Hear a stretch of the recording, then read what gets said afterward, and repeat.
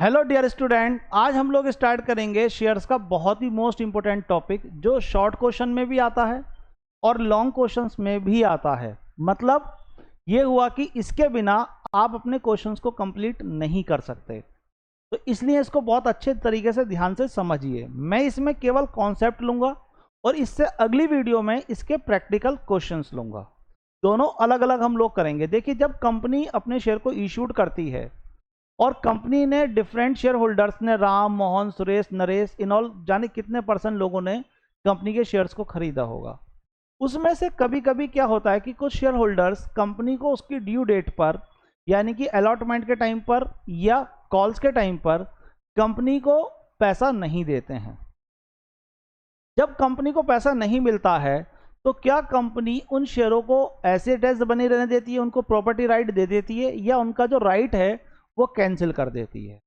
तो कंपनी क्या करती है नॉर्मली कि एक नोटिस इशू करती है बिफोर 14 डेज, यानी कि 14 दिन का एक नोटिस इशू करती है कि आप इस डेट तक, यानी कि till date 14 days, within 14 days में ये कैश आप पेड कर दीजिए जो ड्यू डेट का है आपका। अगर आप ये पेमेंट नहीं करेंगे तो हम आपके शेयर्स को कैंसिल कर देंगे। इसका मतलब हुआ कि जो राइट मिला हुआ है आपको कंपनी में शेयर्स का, वो राइट आपका कैंसिल हो जाएगा, वो अलॉटमेंट लेटर आपका कैंसिल हो जाएगा। तो जब कंपनी अपने शेयर को कैंसिल करती है तो ऐसी सिचुएशन में वो क्या एंट्री पास करती है? तो देखिए, एक तो क्वेश्चन में जब भी आप पढ़ेंगे तो क्वेश्चन में गिवन होता है कि रीइशूड एट पार, और एक होता है रीइशूड एट प्रीमियम। यानी कि या तो आपने रीइशूड एट पार पर करा है, मान लीजिए फेस वैल्यू अगर 10 रुपीज़ है तो आपने 10 में बेचा, या फेस वैल्यू 10 रुपीज़ है और आपने 12 में बेचा, जिसमें 10 तो कैपिटल का हुआ और 2 रुपये प्रीमियम का हुआ। तो ऐसे केस में हमेशा ध्यान रखिए कि कंपनी जब भी अपने शेयर को कैंसिल करेगी तो अगर एट पार है तो कैपिटल का ही पैसा मांगा गया है, और अगर एट प्रीमियम पर है तो उसमें प्रीमियम का पैसा भी कंपनी ने मांगा है। तो अगर प्रीमियम का पैसा मांगा है तो जिस इंस्टॉलमेंट में ये प्रीमियम है, क्या वो पेड है या अनपेड है? जैसे एक शेयर होल्डर है, उसे 500 शेयर अलॉट हुए, कंपनी की जो इंस्टॉलमेंट है वो 10 रुपये में, 2 रुपये का प्रीमियम है, जिसमें 3 रुपये एप्लीकेशन पर, 5 रुपये अलॉटमेंट पर और 4 रुपये उसके फर्स्ट एंड फाइनल कॉल पर। एक शेयर होल्डर है जिसने कंपनी के ये जो अलॉटमेंट है वो 3+2 के वे में है, और उसने क्या करा, कंपनी को एप्लीकेशन का पैसा भी दिया, अलॉटमेंट का पैसा भी नहीं दिया, और ये जो फर्स्ट कॉल है इसका पैसा उसने कंपनी को नहीं दिया। अब कंपनी ने उसके शेयर को क्या करना है, कैंसिल करना है। तो जब कंपनी इसके शेयर को कैंसिल करेगी तो जिस इंस्टॉलमेंट में प्रीमियम है, क्या वो इंस्टॉलमेंट शेयर होल्डर की पेड है या अनपेड है? तो देखिए, इसने फर्स्ट कॉल का पैसा नहीं दिया तो इसका मतलब इसमें तो प्रीमियम नहीं है, और जो बची हुई दोनों एप्लीकेशन अलॉटमेंट है ये दोनों उसने पेड कर दी और इसमें प्रीमियम है। तो ये जो पेड वाला प्रीमियम है ये कैंसिल नहीं होता, इसको हम कैंसिल नहीं करते। दूसरा, अगर मान लीजिए कोई एक शेयर होल्डर है जिसने क्या करा, एप्लीकेशन का पैसा तो दिया लेकिन अलॉटमेंट का और फर्स्ट कॉल का पैसा नहीं दिया, तो अब ये देखिए कि जिस इंस्टॉलमेंट का शेयर होल्डर ने पैसा नहीं दिया, क्या उसमें प्रीमियम है या नहीं है? तो उसमें प्रीमियम है 2 रुपये का, क्योंकि अलॉटमेंट का पैसा नहीं दिया। तो ऐसे में जो प्रीमियम है वो कैंसिल होगा। अब इसकी कॉमन एंट्री मैं आपको सिखाऊंगा, चाहे एट पार हो या एट प्रीमियम हो। क्या एंट्री बनेगी आपके पास? देखिए, एंट्री बनेगी आपके पास में शेयर कैपिटल अकाउंट डेबिट। अब कैपिटल को डेबिट क्यों कर रहे हैं? क्योंकि नॉर्मली आप जब शेयर को इशूड करते हो और कॉल करते हो तो एंट्री बनाते हो share allotment account debit to share capital account और टू सिक्योरिटी प्रीमियम अकाउंट। तो ये हमने मांगा है पैसा। अगली एंट्री होती है bank account debit to share allotment account. ये शेयर होल्डरों ने पैसा दे दिया, और इसमें से अगर किसी शेयर होल्डर ने पैसा नहीं दिया तो bank account debit, calls in arrear account debit to share allotment account. तो share capital account debit, security premium को मैं डेबिट कर रहा हूं। एक ही केस में सिक्योरिटी प्रीमियम डेबिट होगा जब वो आपके पास में अनपेड होगा। अगर पेड है तो सिक्योरिटी प्रीमियम को नहीं लिखेंगे, फिर एंट्री आपके पास में शेयर कैपिटल अकाउंट के नाम से ही डेबिट होगी। सिक्योरिटी प्रीमियम अगर पेड है तो नहीं आएगा। 2 आपके पास में आएगा, क्या आपके पास में 2 फॉरफीचर शेयर, यानी कि जो पैसा कंपनी ने शेयर होल्डर ने कंपनी को पेड कर दिया था कैपिटल अकाउंट का, वो पैसा ट्रांसफर हो जाता है फॉरफीचर अकाउंट में। और 2 आपके पास में लास्ट में आ जाता है calls in arrear. Calls in arrear का मतलब हो गया आपके पास में कि जब आपके शेयर होल्डर ने जिस इंस्टॉलमेंट का पैसा नहीं दिया, हम यहाँ इंस्टॉलमेंट का नाम भी नॉर्मली लिख सकते हैं। जैसे यहाँ पर हमने लिखा टू फॉरफीचर शेयर, और टू मेरे पास में अगर उसने अलॉटमेंट का पैसा नहीं दिया तो टू अलॉटमेंट, फर्स्ट कॉल का पैसा नहीं दिया तो टू फर्स्ट कॉल। और यहाँ पर क्या है कि इन दोनों अमाउंटों का टोटल करके मैंने लिख दिया आपके पास में कॉल सिनेरियो। इसमें अलॉटमेंट का अनपेड मनी, इसमें जाती है अनपेड इंस्टॉलमेंट, इसमें अनपेड इंस्टॉलमेंट, मतलब अलॉटमेंट हो गया प्लस फर्स्ट कॉल, दोनों का अमाउंट एक साथ ऐड ऑन होकर चला जाएगा। तो इसमें अलग अलग नोट कर दिया। अगर सिक्योरिटी प्रीमियम अनपेड है तो डेबिट होगा, अगर सिक्योरिटी प्रीमियम अनपेड नहीं है या सिक्योरिटी प्रीमियम क्वेश्चन में है ही नहीं तो सीधा सीधा शेयर कैपिटल आ जाएगा। अब शेयर कैपिटल में कौन सी अमाउंट जाती है, तो शेयर कैपिटल में अमाउंट जाती है, हमेशा ध्यान रखिएगा, कॉल्ड अप, यानी कि जितना पैसा आपने कॉल करा है वो अमाउंट जाता है। प्रीमियम में अमाउंट जाएगा केवल अनपेड, जो अमाउंट आपके पास में पेड नहीं है प्रीमियम का वो जाएगा। और फॉरफीचर में जो अमाउंट जाता है आपके पास में वो जाता है पेड ऑफ शेयर कैपिटल, जो इस शेयर कैपिटल की पेड अमाउंट है, केवल ओनली शेयर कैपिटल का, प्रीमियम का नहीं।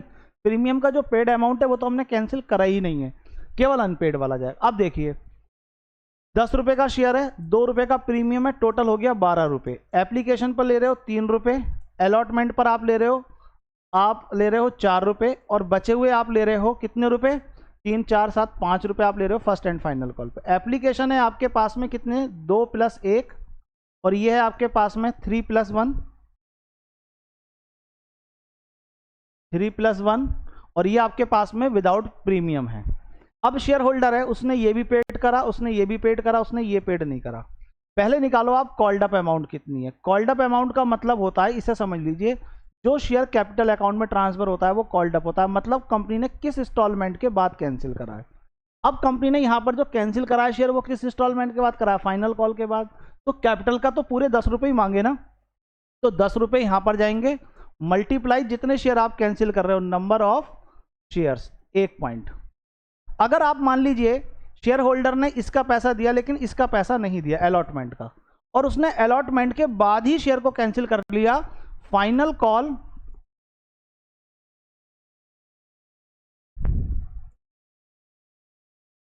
नॉट पेड, फाइनल कॉल को नॉट पेड नहीं, सॉरी नॉट कॉल्ड, उसको मांगा ही नहीं, उससे पहले ही कंपनी ने अलॉटमेंट के बाद ही। तो यहां कॉल्ड अप कितना हुआ, अब देखिए इसमें कैपिटल का कितना, 2 रुपए तो एप्लीकेशन में है, तो ये वाले 2 रुपए, अलॉटमेंट में कितने रुपए, 3 रुपए, तो 2 + 3 कितने हो गए, 5 रुपए।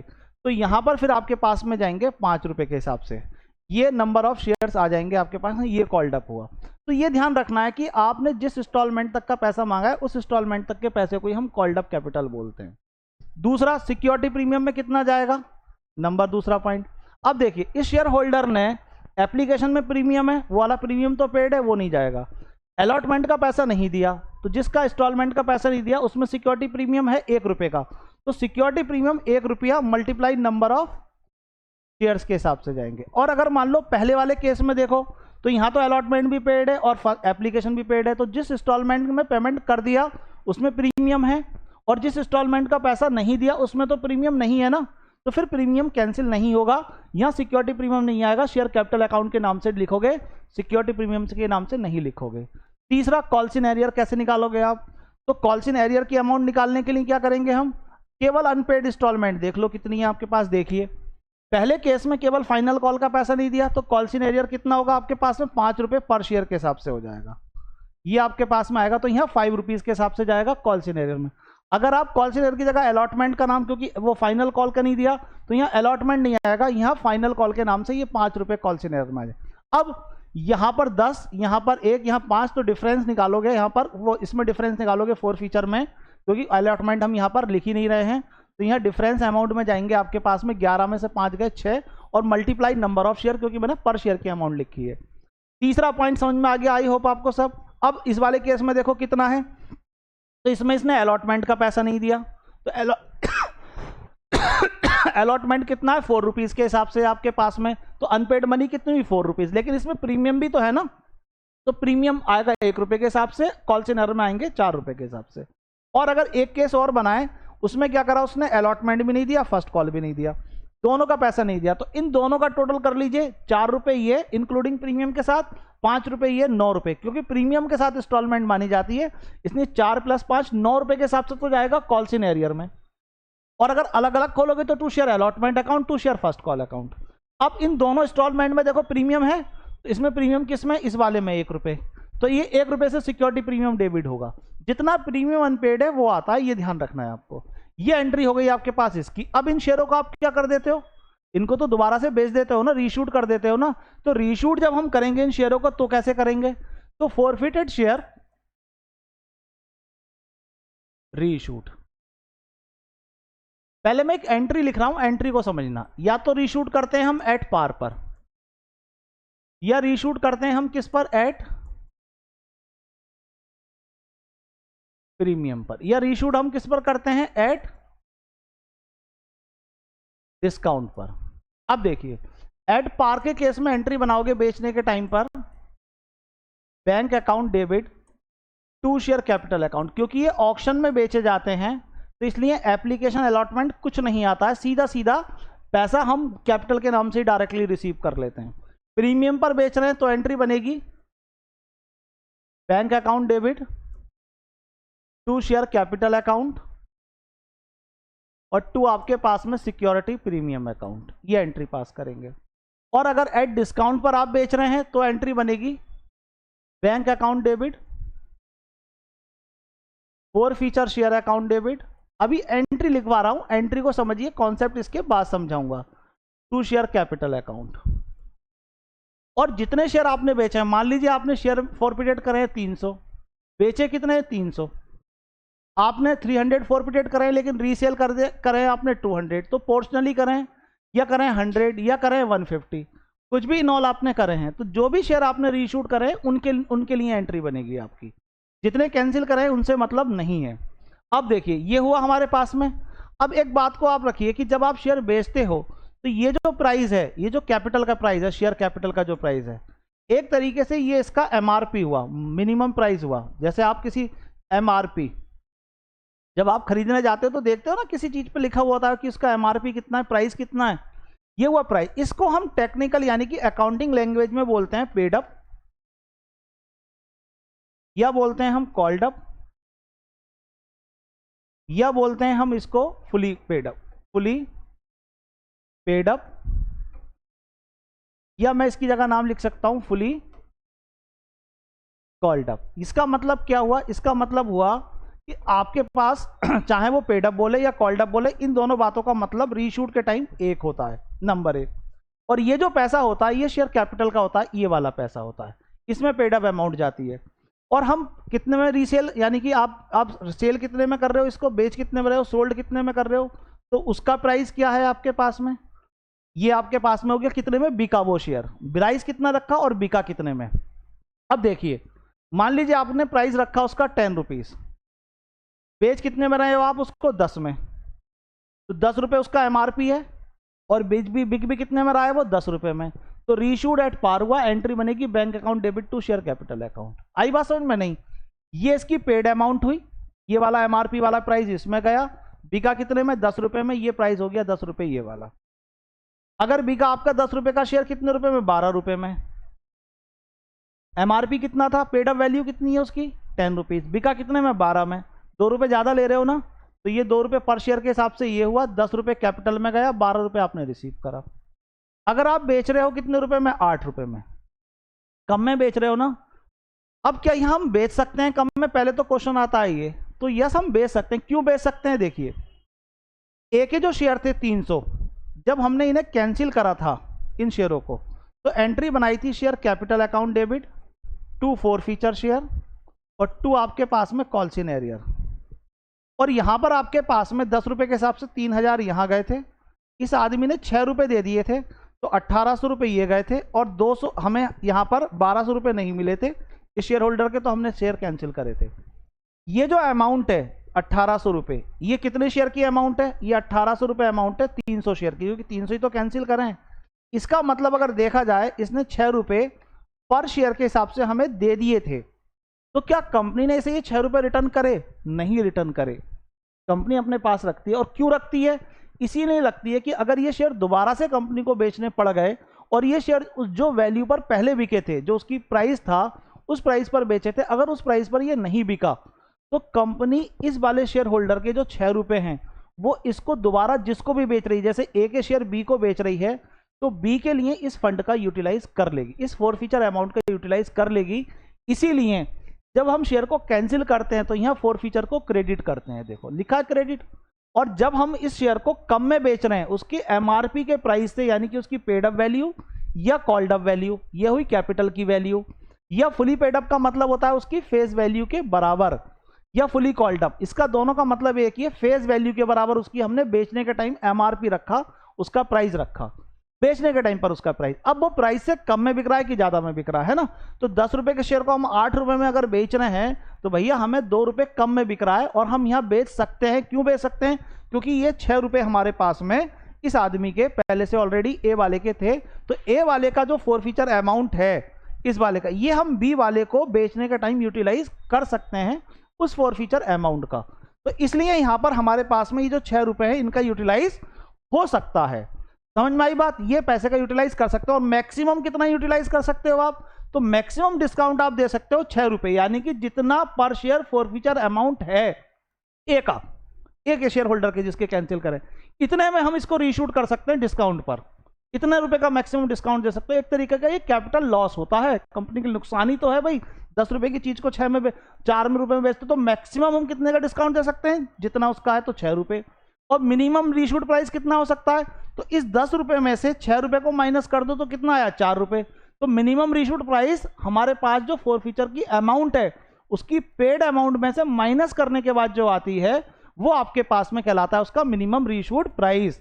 ये बात आप ध्यान में रखिएगा। इस केस में एंट्री बनती है bank account debit, forfeiture share account debit. अब वहां क्रेडिट करा था, यहां पर हमने ये डेबिट कर दिया और ये हमारे पास में कैपिटल, तो कैपिटल में गया 10 रुपए, बेचा हमने कितने रुपए में? 8 रुपए में, 2 रुपए का हमें यहां पर बेनिफिट हो गया।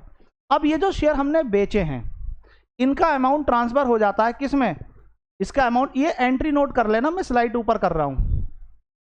अब जिन शेयरों को हमने बेचा है इन रीशूट के टाइम पर आपको एक एंट्री और बनानी है, वो एंट्री आपकी forfeiture share account debit to आपके पास में कैपिटल रिजर्व, यानी कि जिन शेयरों को आप बेच रहे हो इनका पैसा आप ट्रांसफर कर देते हो किसमें?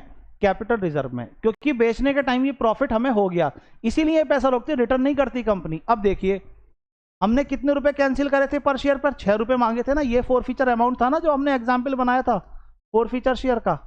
अब रीशूड एट पार है तो क्या मैंने इसमें से कोई डिस्काउंट दिया? नहीं। तो एक शेयर पे मुझे प्रॉफिट कितने का हुआ? 6 रुपए का, तो पर शेयर के हिसाब से 6 रुपए यहां ट्रांसफर हो जाएंगे। अगर मैंने रीशूट करा एट डिस्काउंट पर, यानी कि 10 रुपए के शेयर को 10 में बेचा तो पूरे इस 6 रुपए का प्रॉफिट हुआ। अगर 10 रुपए का शेयर मैंने 12 रुपए में बेचा तो मुझे कितने का प्रॉफिट हुआ? तब भी ये 6 रुपए गई तो प्रॉफिट हुआ, तब भी ये 6 रुपए ट्रांसफर होंगे। और अगर 10 रुपए का शेयर मैंने 8 रुपए में बेचा तो इसका मतलब 2 रुपए का डिस्काउंट दिया, तो 6 रुपए में से 2 रुपए तो मैंने कर दिए इस वाले के अकाउंट में ट्रांसफर, बचे कितने मेरे पास? 4 रुपए। तो इस केस में मुझे 4 रुपए का फायदा होगा।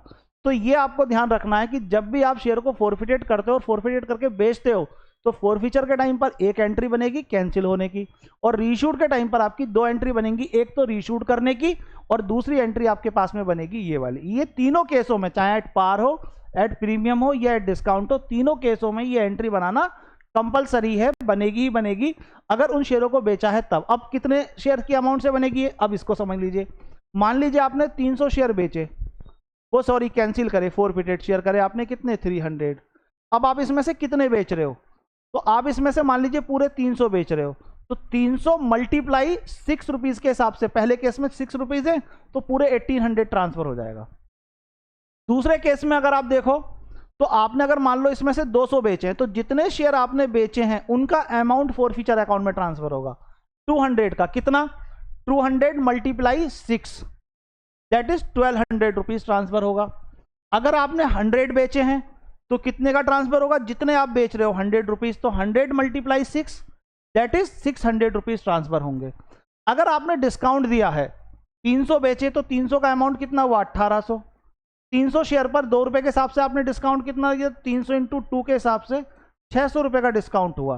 तो 1800 में से 600 रुपए तो हमने ये कर दिए, आपके 1200 रुपीज ट्रांसफर होंगे कैपिटल रिजर्व में, नंबर 1। दूसरे केस में 200 शेयर का अमाउंट निकालो, तो 200 इंटू 6 के हिसाब से आए आपके कितने, 1200 रुपए, माइनस डिस्काउंट कितना हुआ 200 शेयर का, क्योंकि 200 ही तो बेच रहे हो, तो 200 मल्टीप्लाई 2 के हिसाब से 400 रुपए का डिस्काउंट हुआ आपका, तो 400 माइनस कर दो तो आपको 800 रुपए का प्रॉफिट हुआ, तो ये ट्रांसफर होगा। तीसरे केस में आप 100 बेच रहे हो, तो 6 इंटू 100 के हिसाब से 600, और माइनस कर दो आप कितने, 2 इंटू 100 के हिसाब से आपके पास में 200, तो आपके 400 रुपए ट्रांसफर होंगे। तो डिस्काउंट को माइनस करने के बाद ट्रांसफर होता है। ये केस बना आपके पास में फोरफिटेड करने का और फोरफिटेड शेयर को रीशूड करने का। बस 2 बातें ध्यान रखिए, जब आप शेयर को कैंसिल करेंगे तो आपको ध्यान रखना है कॉल्ड अप कितना है, क्योंकि कॉल्ड अप अमाउंट ही किस में जाती है, शेयर कैपिटल में। अगर प्रीमियम अनपेड है तो लिखेंगे, अदरवाइज हमें लिखने की कोई नीड नहीं है। तीसरा फोरफीचर अमाउंट, इसमें कौन सी अमाउंट जाती है, इस कैपिटल की अमाउंट की जो पेड है, जो पेड अमाउंट है वो जाती है इसके अंदर। और इसमें क्या जाएगा, कॉल्स इन एरियर में जो भी अनपेड इंस्टॉलमेंट हैं, कौन सी, अनपेड इंस्टॉलमेंट, ये आपको ध्यान रखना है। ये एंट्री हुई आपके पास में कैंसिल की। अब जब रीशूट करोगे तो बैंक अकाउंट डेबिट, अभी एंट्री मत बनाइए, पहले देख लीजिए क्या करेंगे आप। यहां पर लिखेंगे आप, एक तो किसकी अमाउंट आती है, शेयर कैपिटल की अमाउंट। जब आप क्रेडिट करते हो ना इस अमाउंट को, तो इसमें अमाउंट जाती है या तो पेड, कितना उसकी पेड अमाउंट है, या पेड का दूसरा नाम क्या होता है, कॉल्ड अप, या तो अमाउंट गिवन करेगा आपके पास में। जब गिवन करेगा तो ठीक है, अगर इसकी जगह वर्ड यूज कर ले वो फुली पेड अप या कॉल्ड अप, दोनों में से कोई भी नाम यूज करता है, फुली पेड अप या फुली कॉल्ड अप। इसका मतलब हुआ कि फेस वैल्यू के बराबर ही उसकी वैल्यू है, कॉल्ड अप वैल्यू है, यानी कि अगर मान लो 10 रुपए उसके शेयर की कीमत थी, कैंसिल कितने रुपए पे हुआ कोई फर्क नहीं पड़ता, तो ये अमाउंट हुई आपके पास में, ये अमाउंट हुआ शेयर कैपिटल का, क्योंकि bank account debit to share capital, तो ये अमाउंट शेयर कैपिटल वाला हुआ है ना, ये वाला अमाउंट। ठीक, अब बेच कितने में रहे हो उसका, यानी कि 4 रुपीज, कितने रुपए में हमने शेयर को बेचा, 8 में बेचा, 10 में बेचा, तो reissued at par, reissued at premium, reissued at discount, जितने शेयर बेचे। यहां से अमाउंट देखो कितने शेयर का ये अमाउंट है आपके पास में, मान लीजिए ये 400 रुपए है और ये 200 शेयर का अमाउंट है, तो पर शेयर का अमाउंट निकाल लो पहले, तो 400 डिवाइडेड बाय 200, तो एक शेयर पर हमने 2 रुपए फोरफिटेड करे, और इसमें से अब कितने बेचे उनका अमाउंट ट्रांसफर हो जाता है कैपिटल रिजर्व, जितने बेचे और उनका ही अमाउंट केवल लिखेंगे। और अगर डिस्काउंट दिया है तो पहले अमाउंट निकालो और अमाउंटों में से जितना डिस्काउंट का अमाउंट है उसे लेस कर दो, तब उसके बाद में यहाँ ट्रांसफर कर दो। आई होप कि ये पॉइंट आपको बहुत अच्छे तरीके से क्लियर हो गया होगा। मैं इसके प्रैक्टिकल क्वेश्चंस इसके नेक्स्ट वाली स्लाइड में कराऊंगा, क्योंकि इसमें मैंने कॉन्सेप्ट समझाया है और इससे अगली स्लाइड में हम लोग इसके प्रैक्टिकल क्वेश्चंस करेंगे, तभी जाकर ये पूरा कंप्लीट इन ऑल आपको समझ में आएगा। मैराथन क्लास के तरीके से समझिए चीज़ों को, बहुत अच्छे तरीके से आपको समझ में इन ऑल आएंगी। ऑल